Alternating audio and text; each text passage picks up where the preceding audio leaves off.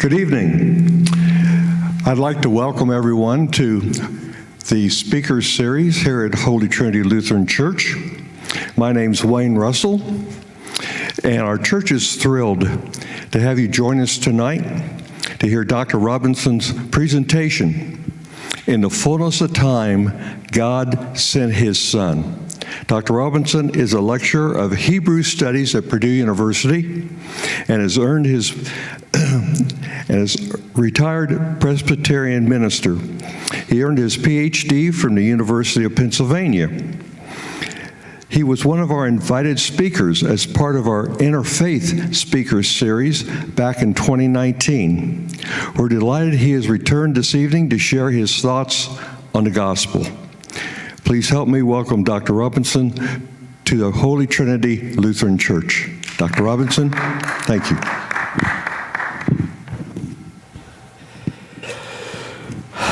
Thank you. It's good to be here again, and there's not many faces here, but I know that there are some faces out there in the cybersphere. So I welcome you all to this evening's event. I'd like, first of all, to read the verse on which the remarks of this evening are to focus. This is from Paul's letter to the Galatians, chapter 4, verse 4, and I'm reading from the New Revised Standard Version. When the fullness of time had come, God sent his Son, born of a woman, born under the law, in order to redeem those who were under the law, so that we might receive the adoption as children. And we will focus in particular on that one remark. In the fullness of time, God sent his Son. I think in particular in the world as we find it today, it's far more than the United States, where this fearful coronavirus is plaguing everywhere. We may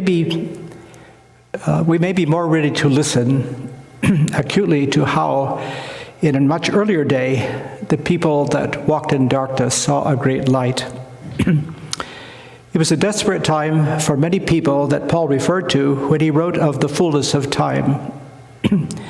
In the poetic words of James Russell Noel, I don't often use poetry, but this seemed particularly fit. It was the moment when the energy sublime burst full-blossomed on the thorny stem of time. One of the greatest differences between God and people hovers around that word time. When God created the heavens and the earth, time began. Before that, there was no time. God had no beginning, he will have no end. Time would be beside the point. But all of us were born at a moment in time, and all of us will end our course in life at another moment in time. Time is money, some say, but it's far more than money. This evening I want to think of two aspects of this thought that in the fullness of time God sent his Son. Very often this fullness of time has been thought of as the coming together of many cultural forces that prepared the way for the acceptance of the gospel of Christ. The second aspect is much more personal. It has to do with the message of God sending his Son, arriving in the individual human heart. So the first aspect I want to talk about is broad and cultural, and the second is personal. Let's think of some of the cultural preparations for the gospel that Paul may have referred to when he used that term, fullness of time. First, the Greek language had penetrated Alexander the Great's empire, so that Greek became the mother tongue, the mother language of people throughout the ancient world.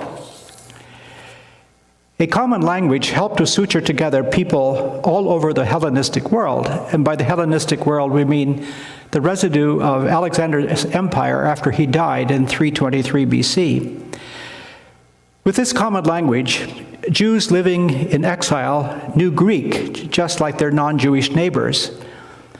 They knew Greek and they did not know Hebrew. In fact, their Bible, the Bible of the Jews in the diaspora and scattered abroad after the exile, was the Torah, which means teaching, or often referred to as law, translated from Hebrew into Greek about the 3rd century BC, sometime after Alexander the Great died. Interesting to say, The legend that is most widely known about the translation of the Bible into Greek suggests that it was made at the command of a Greek king in Egypt. In fact, it's a legend which follows the pattern that we see in the book of Exodus, where after the Israelites were released from bondage into Egypt, they went out into the wilderness, and there they received the law not long afterwards. And the translation of the Torah, the Hebrew Bible, into Greek, interestingly enough, in Egypt, followed the emancipation of a lot of Jewish slaves in Egypt.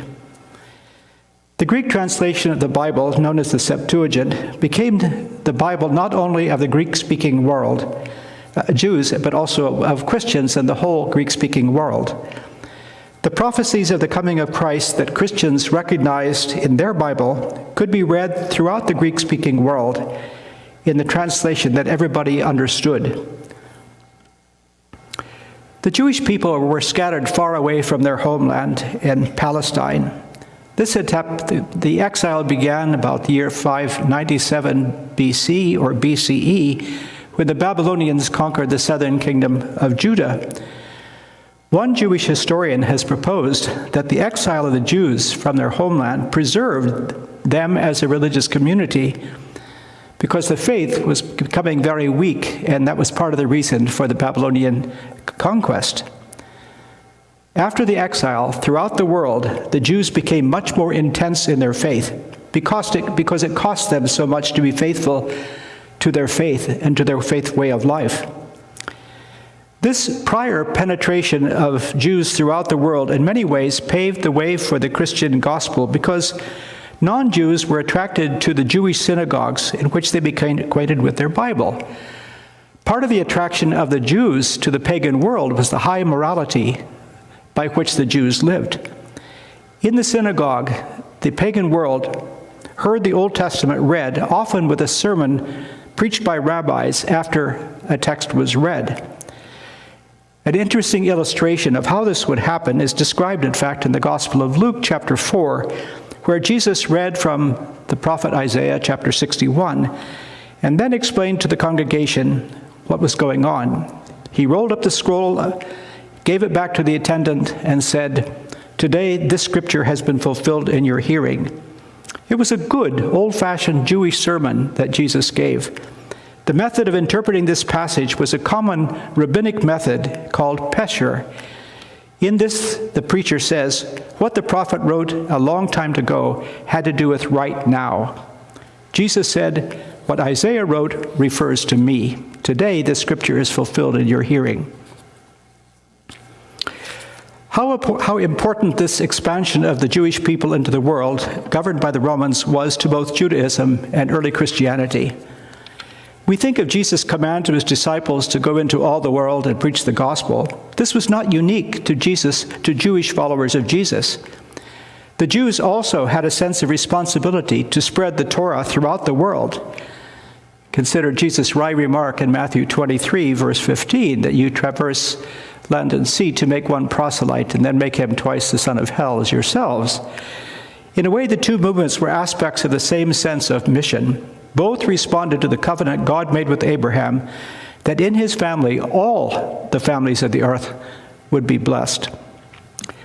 How important this was to this pivot moment in history when, as Paul put it, or as John put it, the Word became flesh and dwelt among us, or as Paul put it, in the fullness of time, God sent forth his Son. The first Christian Bible was only the Jewish Bible, what we call the Old Testament in its Greek translation. At church on Sunday, they had no Gospels to read, no letters of Paul, just what we call the Old Testament. From it, their pastors would preach Christ. When the Christian New Testament began to come together, it was written in Greek also, and thus it was accessible throughout the Hellenistic world. The gospel penetrated the Roman Empire because it had simply taken over the Greek world with its language. That is to say, Greek had taken over the Roman world with its language. Horace, a Roman poet, joked about this, that though the Romans had conquered the Greeks had conquered their barbarian conquerors. It took a few hundred years before the Latin language replaced Greek in the Roman Empire.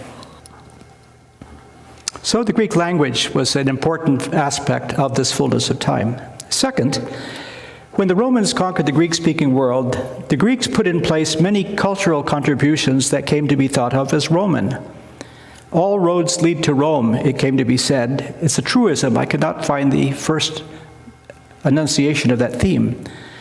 The Roman roads were paths for the spread of the Roman Empire, but also of the gospel. Then, Roman laws and government.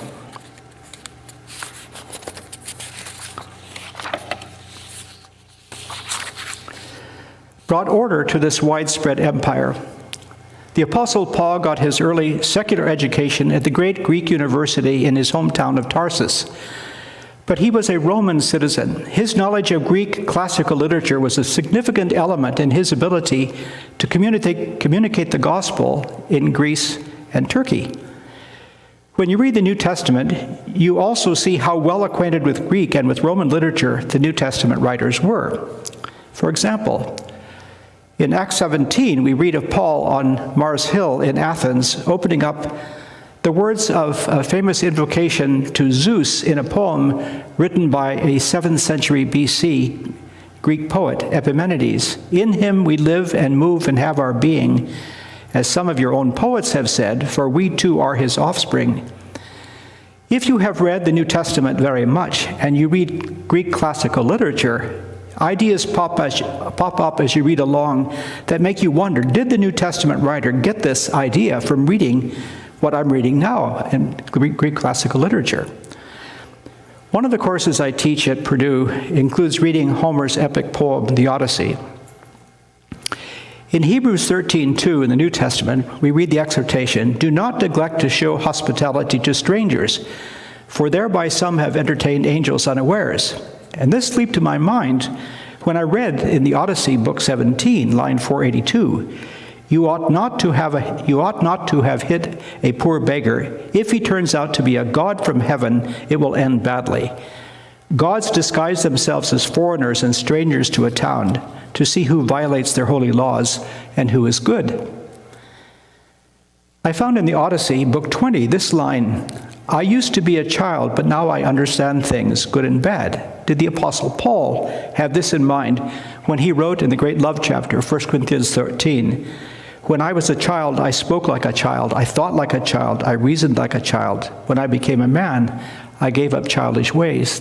The two ideas, distinctly similar. One of the interesting features of reading the writings of the rabbis of Jesus' day and afterward is how often you find Greek words written in Hebrew characters. The Jews, too, took advantage of this fullness of time. There was a lot of Greek spoken and read in Jewish Palestine, even though there was Jewish suspicion of the appropriateness of this on the part of some rabbis. Time does not allow us to take a wider look at how many thoughts we find in the New Testament that may be allusions or even quotations from Greek classical literature. When Paul wrote of the Son of God coming in the fullness of time, these seem to have been several aspects to this preparation for the gospel that took place after the Jews were taken into exile and became part of the Greek-speaking world. I'd like to turn to some Near Eastern elements that seem to fit into that mold of the preparation for the gospel. There were these other factors besides the Greek and language and the Greek and Roman culture that fed into the transmission of the gospel message. As I have taught a course on ancient Near Eastern history, Egypt and Mesopotamia seemed to have bred some intuitions that were friendly to the gospel and that were groomed in the ideas of ancient people about supernatural matters that went beyond what they could see in ordinary life. For example, the idea of judgment after death. In ancient Egypt, a very distinct belief developed of the responsibility of people in the afterlife for what they had done in the course of this life. On my office wall at Purdue, you will see a print of a picture taken from the pyramid texts. The pyramid texts included guidance for the entombed person in the passage after the afterlife to the next world. At first, this was only for the benefit of pharaohs, the kings, but this guidance was then eventually extended to everyone. But the pyramid texts also included a depiction of the weighing of the heart ceremony, where the heart of the deceased person was weighed in a balance scale with the feather of Ma'at on the other side. Now, Ma'at was the goddess of order, who wore an ostrich feather in her headdress. And this feather was the weight on one side in this weighing of the heart of the person in the balance of the final judgment. Watching this take place, there were 42 divine beings surrounding this frightful judgment hall, listening to hear 42 confessions of things that the dead person had not done. Instead of a confession of what they had done, it's a confession of what they had not done. I did not commit murder. I did not steal. I did not blaspheme against the gods. 42 such positive confessions were required at this final judgment. If they were guilty of having done any of these, their heart would be heavier than the feather of Ma'at, and they would be gobbled up by that monster Amit, that part crocodile, part hippopotamus, part lion, that waited beside the secretary just to the right. While the Epistle to the Hebrews is not so fearfully dramatic, perhaps it was the Egyptian orator Apollos who wrote Hebrews chapter 9, verse 27, "It is appointed unto mortals to die once, and after this the judgment." Clearly, the sense of the afterlife and the idea of a judgment for what we have done in the course of this life was a central feature of Egyptian religion. It became so in Christianity as well, but without the grace that came with Christianity. And then there's the resurrection, which was an important feature of Egyptian religion. Ancient Egyptians had a vivid idea of the resurrection, when a perfect world would come after death. It was not at all like the Christian view of heaven, but it was a destination of bliss, which was very much life in this world, only without the hang-ups. For those who survived the weighing of the heart ceremony, they could look forward to a resurrection in which they would be in a much finer world than the one they lived in, because all that was bad was taken from it. And then there was the idea of the Trinity, which was an ingredient in Egyptian religion. The great Trinity of ancient Egypt included a brother and sister married to each other, Isis and Osiris, and their son Horus. They had another brother whose name was Seth, who killed Osiris, chopped his body up, and sent all the pieces throughout Egypt. Their sister gathered the pieces and put his body back together. Well, it's not a very good Trinity by comparison with our Holy Trinity. A prominent scholar of ancient Egypt today proposed in the lecture I heard him give that one reason why Christianity and its doctrine of the Holy Trinity caught on in Egypt was because they already had the concept in mind of a divine Trinity, one family, not three persons, one God, but three persons who were deity together in one family. It was an intuition that resonated when they learned the Christian doctrine of the Holy Trinity. It was not a brand new idea to learn of the Trinity. There were other seeds that nurtured belief, the intuition of belief. There were more ideas incubating for hundreds, if not thousands of years in the ancient world that may have bred these intuitions, and I like that word. Intuition is a tendency that's in your heart, in your mind, to receive something when you hear it. These intuitions responded to aspects of ancient religions, ancient cultural ideas impinged on the fullness of time. You can't study ancient Egypt, Mesopotamia, and Greece without learning of how some of these intuitions may have been planted. While we might think their ideas primitive, how close some of them were to thoughts about God that we take to be axioms of our faith. I think many of you have read about the parallels between the Genesis stories of creation and the Great Flood and accounts of creation and the Great Flood in ancient Mesopotamia. And I'm going to pass over these because, first of all, they're well known and they're too long and they don't bear directly. But these are two reminders of ideas from the ancient world that found a place in biblical religion and biblical culture. The Apostle Paul wrote in the passage before us this evening that in the fullness of time God sent forth his Son, born of a woman. Now, you and I hardly blink to read this because we've heard it so often. But just think what it implies to someone totally unfamiliar with the Christian story. It suggests a reproductive participation of God with a woman. We are very clear in teaching to our children and to one another that it was not in any way a sexual event between God and Mary.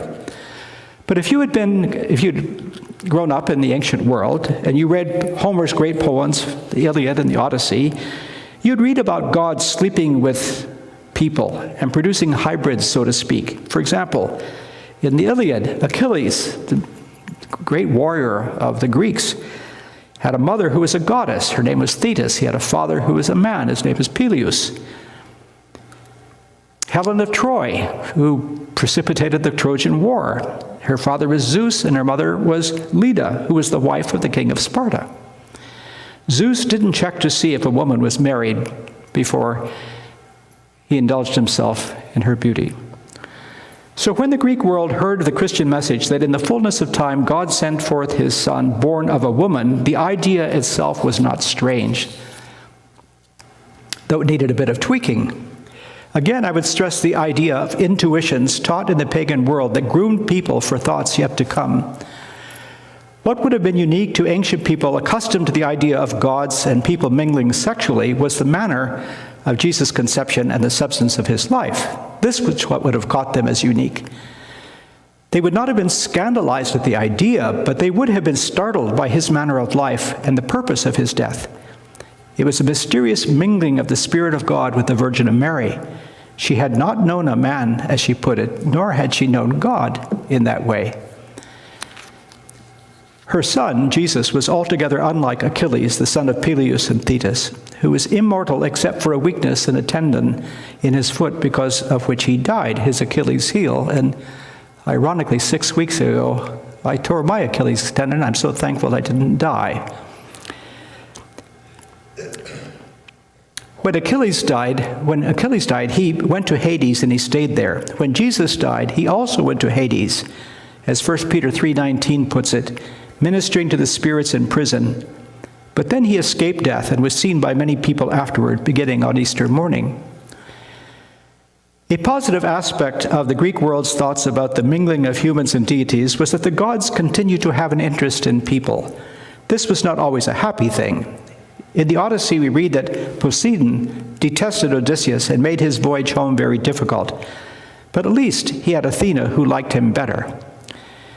The thought has come to me that in this often perplexing interest of Greek deities in people, the idea was planted and an intuition was incubated that there was a connection between the realm of the gods and people. When Paul wrote this, the idea was in place that there can be an association between God and people. So that then when in the fullness of time God sent forth his Son, the idea could be received. The intuition was already planted. All right, I want to turn to a more personal consideration of the thought about the fullness of time. I think that when we conceive of this timeliness of the coming of Jesus into the world, we should recognize how variously the coming of Jesus has been to people. That is, in a way that they recognize and respond to. They see that he is there for them. Faith nowadays must often compete with doubt. I don't think that faith and doubt are opposites, but doubt can make a humble trust in unseen things difficult. In our day, there is a lot of discussion about the conflict between faith and science, for example. Faith trusts in unseen things. Science has to do entirely with what is seen, or at least what is empirical, even though it may not be seen because it's too small. But God did not create us so that some people are conditioned to believe in unseen things, and others are conditioned only to trust in things they can perceive empirically. When I read in John's Gospel, "For God so loved the world," I don't assume this means to Americans or to Republicans or to anyone but scientists. The idea that religion and science are incompatible is a myth that presides in some university circles, but it seems that often enough it took some fullness of time moment for a breakthrough to happen for many in the university world. How helpful it has been to me to read of and to have heard lecture at Purdue Francis Collins, whose influential work and research of the DNA is presiding over that section of the university, the section of Washington, D.C. His belief is so firm. When he spoke here at Purdue, it was unmistakable that his belief in Jesus Christ was as fundamental to him, or maybe more so, as his science.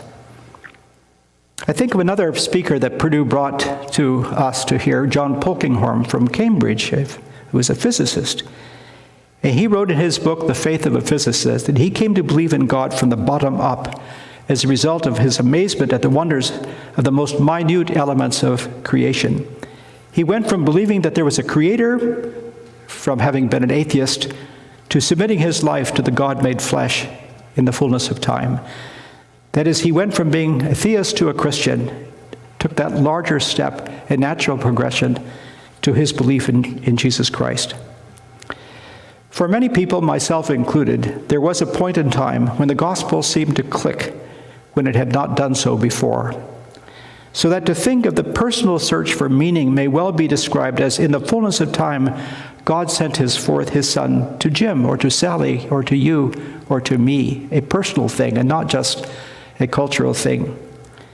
For me, it was about this time of year in 1961, my first year in college, that I was so distressed, I couldn't make sense of things, but I so wanted to be a Christian, but I didn't know how. I was so fed up with the pretense in organized religion, and I made a decisive commitment of myself to Christ, and it stuck.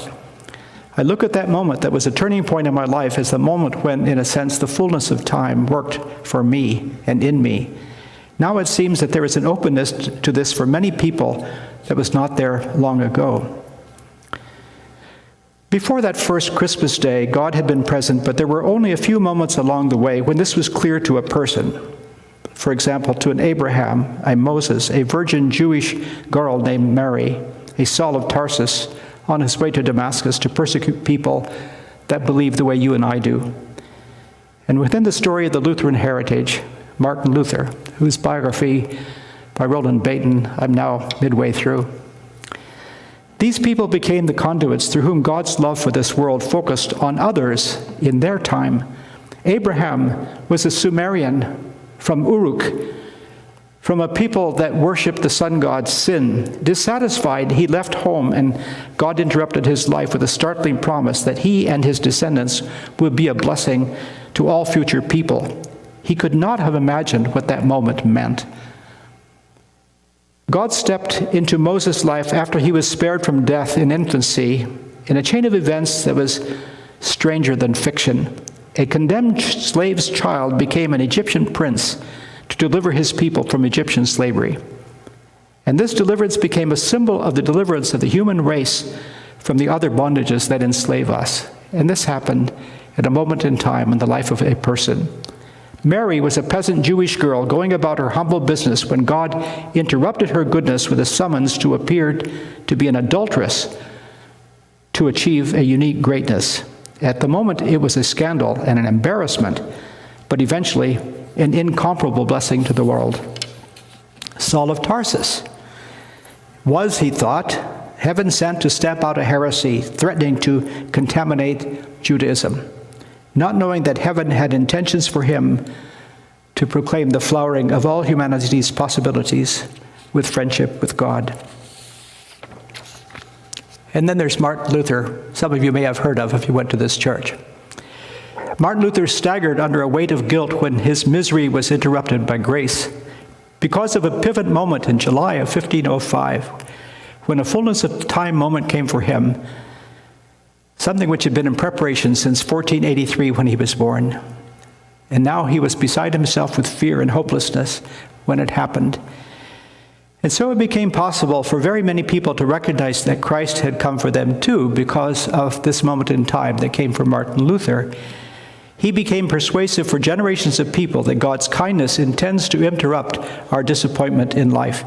How variously have people recognized they could be reconciled to God? We reasonably think of God's coming to us and that we need to respond, and this requires faith, which we think of as a certain kind of knowledge. Cardinal Ratzinger, who became Pope, observed in his classic book, Introduction to Christianity, not only should we believe in God, but we should be glad that God believes in you and me. And it is this that makes faith for us such a blessing. Before we have believed in God, God believes in us. And that's why God made us the way we are. There's not a one of us who doesn't have stamped into what we are the image and likeness of God. Well, we've just passed Lent. Easter was last Sunday. But we remember every year at this time of year the 40 days that Jesus spent in the wilderness after being baptized by John the Baptist. And so in Lent, we retrace his footsteps in a way, remembering the great consequence of the 3 years that followed for him. The self-denial that is a discipline many Christians practice in a token renunciation during Lent is a reminder of how fully Jesus denied himself both in his life and in his death. Jesus taught us that if we want to be his followers, we must deny ourselves daily, take up our cross, and follow him. Jesus very literally carried a particular cross, and in fact died on that particular cross on Good Friday. Isn't it odd that we call that day Good Friday? But we know what we mean when we call it good. In terms of the Apostle Paul's words in the fragment of the letter to the Galatians that is before us tonight, it was good because it designated the exact moment when the fullness of time had reached high noon. This is the stuff of Christianity that I wish might overcome the Christian triumphalism that we are hearing so loudly today and in such a frightening way. I cringe at the image many Christians in our land are sculpting of what it is to be a Christian. I can't fulfill my tasks now if in some way I don't try to remind us all of what it is to follow Jesus rather than to claim triumphantly that we are believers. Belief in Jesus is not a deed that merits congratulation. To believe in Jesus has nothing to do with joining any political party. Belief in Jesus is not to cast a ballot voting for Jesus as though my feeble opinion about Jesus means anything at all. To believe is actually to recognize that he came to us not so that we could parrot and approve theology about him, but with the purpose that we try to walk in his footsteps every day. The word believe has to always be said in the present tense. You don't say, I believed back then. Either you believe now or you don't believe. The more complete phrase the Apostle Paul wrote in Galatians 4:4 is, when the fullness of time had come, God sent his Son, born of a woman, born under the law, in order to redeem those who were under the law, so that we might receive adoption as sons, crying, Abba, Father. Let me take a somewhat different tack now in thinking about this grand statement. More than one question comes to me after reading this, particularly after having read all of the epistle to the Galatians and the contest that the Apostle Paul had with Peter over what Gentiles had to do to become Christians. Was Paul an anti-Semite? Was Paul anti-Jewish? In this letter, he argues forcefully against non-Jews needing to become Jews before they could become Christians. And some of the things he says seem a bit harsh and judgmental. But at the time Paul wrote this letter, he had no idea of himself other than he was a Jew. There was nothing else. There were not Christians as a distinct religious label. He wrote this thinking as a Jew who saw a trajectory change in his beloved Judaism that fit within the highest ideals of his religion, and he wanted to proclaim it. It was an us statement he made, not an us then them statement. Paul included all humanity together as God had promised to Abraham, in your seed all the families of the earth will be blessed, a promise made before Abraham had adopted the sign of circumcision, the principal sign of the covenant with the Jews. Whereas before there was a latent discord between Jews and non-Jews due to the religious demands that reinforced the uniqueness of Judaism, things had changed. The uniqueness of Judaism were not to be forever. They had a purpose that preserved something basic to the human relationship to God involved in the teaching of the Torah. Paul wrote of this when he referred to Judaism as the world's schoolmaster. Josephus, the Jewish historian born just after Jesus finished his ministry in the year 37, makes it plain in several places in his great work, The Antiquities of the Jews, that the purpose of the Jewish Torah was to show the benefit of living according to the teachings of God for everyone, and not just for Jews. Paul knew what it was to be fanatically devoted to an idea. He described himself as a Pharisee. What we refer to as the law, he referred to as Torah. The Hebrew word Torah, oddly enough, doesn't really mean law. It means teaching. But it came to be translated in the Septuagint, the Greek translation of the Hebrew Bible, with the word law, nomos. And so every time we see the word Torah, we think of its law, as if God is essentially a lawgiver. But the word Torah means teaching. God is essentially a teacher. While the Greek translation was a wonderful thing, I wonder if this was a flaw to always translate that word as law rather than as teaching, because it puts such a different twist on God's attitude toward us. There's a difference between teaching and a law. The ancient prophet Jeremiah wrote, "This is the covenant that I will make with the house of Israel. I will put my Torah within them, and I will write it on their hearts, and I will be their God, and they shall be my people." Jeremiah saw God's objective as like that of any good teacher. When I teach at Purdue, I try to make it so that the ideas are so interesting, so fascinating, that they find a home in my students' memories. This is an analogy, I think, of God's purpose when he sent forth his Son and gave us his teaching. Paul recognized that the covenant God made with Abraham reached beyond his biological descendants to the vast multitude that God envisioned when he said, "In your seed will all the nations of the earth be blessed."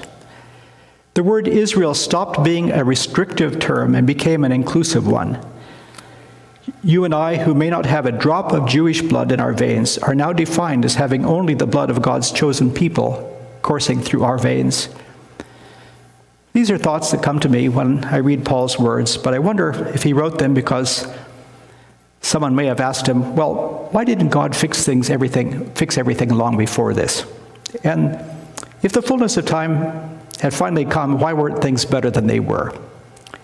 And this was the reason why some people rejected Jesus. If you are the one who's came to bring peace to the world, why don't we have it?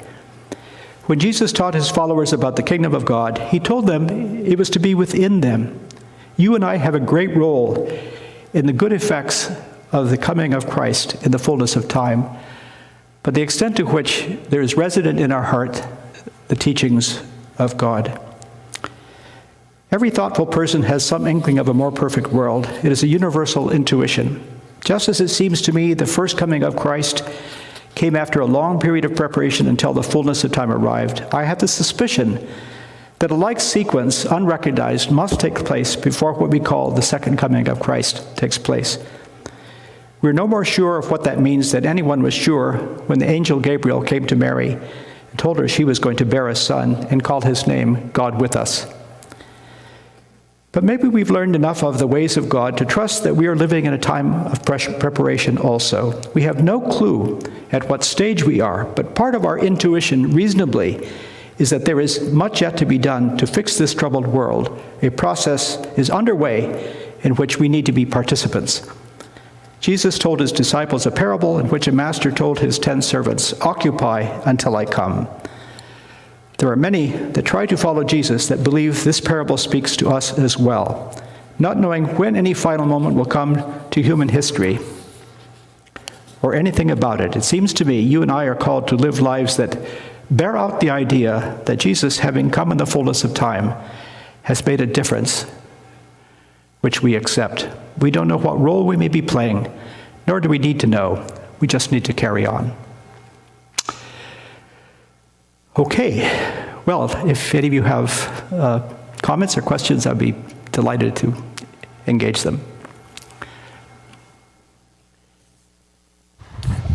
So at this time, I've noted on the live stream that if you have a question for Dr. Robertson, please enter it into the chat area and I will read your question. So there's a slight delay in this, so go ahead and get a sip of water and refresh your vocal cords there, and I'll monitor the chat while we look for any questions from those currently viewing.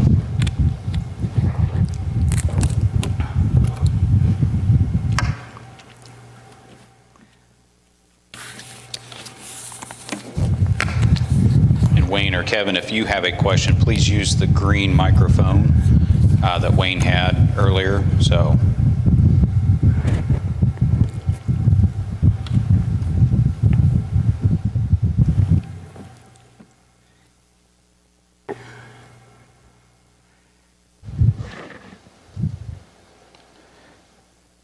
I have no questions so far. That'll be easy to handle.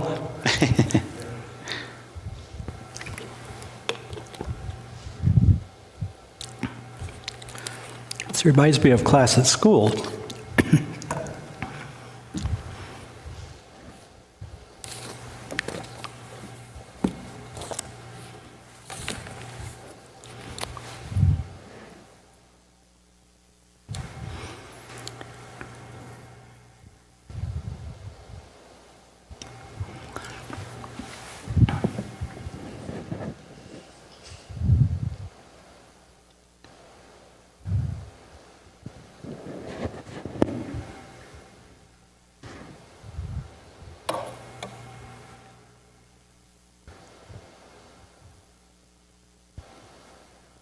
Well, it does not appear that I have any questions from those. Kevin, your mic is open if you'd like to make a comment or a question.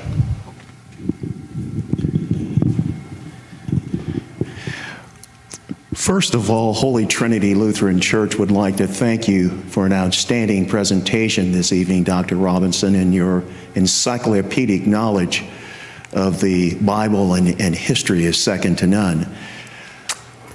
To those who are listening online or streaming, we would like to thank you for joining us this evening.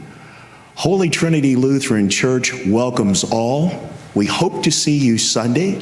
Thank you for joining us, and God bless you. Good enough. Thank you. Thank you.